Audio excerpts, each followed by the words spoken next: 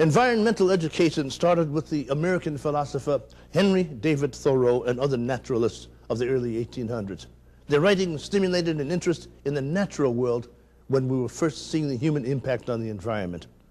Educating the public is proving to be even more important today, and the lessons are coming from many different corners. On this field near Ennis, Montana, it's just another day of work for these sheep. Sure, it looks like they're doing what sheep normally do. But on this particular day, these sheep are doing more than just grazing. These sheep have been hired to manage the environment. You heard it right. The sheep were hired to graze on invasive weeds along the banks of the Madison River in order to renew and refresh the vegetation in this major trout fishing bed.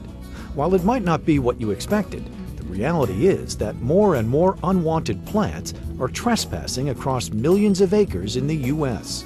Grazing for hire sheep operators are called upon to help control everything from invasive weeds to dry, fire-hazardous brush on both private and public lands.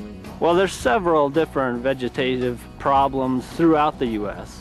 In this particular case, we're working with what's called spotted knapweed, which is an infestation that just kind of overtakes the native grasses. In some places where the infestation is very large, we may not be able to completely eradicate the problem, but we can put together a sustainable plan.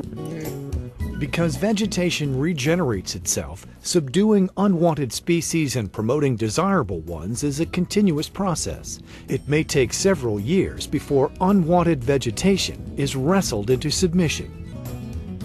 Although sheep are most commonly known for wool and meat production, targeted grazing is gaining a foothold across the country, giving added value to sheep and their producers.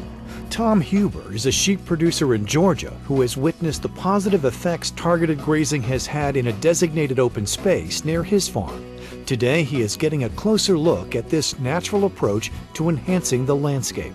I think targeted grazing is a useful biological tool to combat these invasive plants. And another useful aspect of this is that the nutrient content of these invasive plants is quite high sometimes, surprisingly more than one would think. So it's a source of nutrition for our animals also. This effort is nothing to be sheepish about, as non-native weeds can cause $50 billion annually in environmental and agricultural damage. Employing sheep to graze in targeted areas plays an important role in the ecological well-being of our planet. Pesticide usage and prescribed burning projects, among other things, is cut dramatically, making this a sustainable practice for sheep producers. There are many benefits to targeted grazing. We use targeted grazing to improve wildlife habitat. We use targeted grazing to restore native vegetation. We use targeted grazing to reduce fuel loads in the instance of fires, so fires do not burn as intensively, so the plants can come back at a quicker, more rapid rate.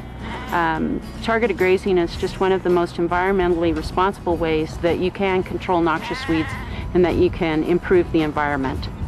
But coordinating a project like this isn't as easy as releasing a flock of sheep onto a plot of land. It takes an experienced grazing professional to devise a precise and customized plan, drawing on experience and research in order to effectively deal with unwelcome plant life. Things that we have to consider when we're organizing a project like this, of course, are predators, a means of containing the sheep, some type of portable fence that can be put up and taken down relatively easily. We have to consider where we are. Is it a park or within a community? Those kinds of things become important in the planning process. It can get fairly complex, but it's similar to other conservation types of plans that our agency gets involved with. The more types of variables that you have, the more complex the planning process becomes, but it's definitely a doable thing. As many businesses aim to get a foothold on their carbon footprint, the American sheep industry is on the forefront of sustainable practices by using their primary resource as nature intended. As the nation's oldest livestock organization, The American Sheep Industry Association continues to represent the U.S. sheep industry as the national trade organization of sheep health and welfare, production, research, education, and the federal voice in legislative and regulatory issues.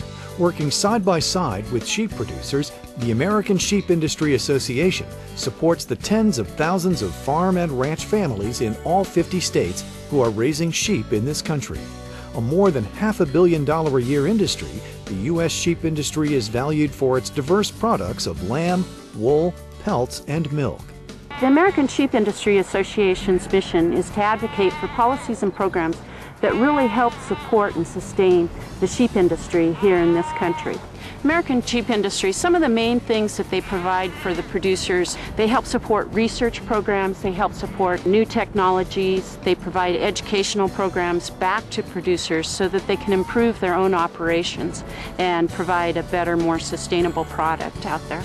From meat and wool production to the growing popularity of targeted grazing, this business is ever-changing. The American sheep industry is here to answer questions from anyone who wants to know more about this proud and time-tested industry. We reach out to the public through a number of means. We reach out through press releases, through our website, through some of the marketing-based information that we provide. All of those educational efforts to inform the public. This piece about targeted grazing is an effort to show the American public what we are doing out there in using targeted grazing, or as some people call it, conservation grazing, to improve wildlife habitat and to improve the environment. Well, as a fifth-generation sheep rancher in the state of Montana, we've been involved with the sheep industry in all ways, shapes, and forms for as long as generations have been around. So my father and my grandfather were both president of the Montana Wool Growers Association, and in that respect they represented the state of Montana at our national conventions and within the American sheep industry. So the American sheep industry has given a lot back to us in forms of policy, but also allowing the landowners to share their results and their different knowledge, especially about this targeted grazing or conservation grazing as well.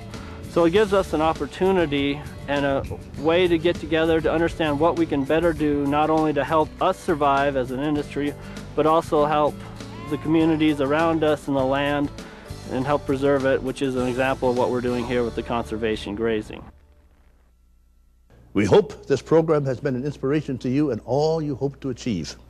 Be sure to join us next time as we continue to profile the people and ideas changing the way we live. I'm Lou Garza Jr. To learn more about the legacy of American sheep, log on to sheepusa.org.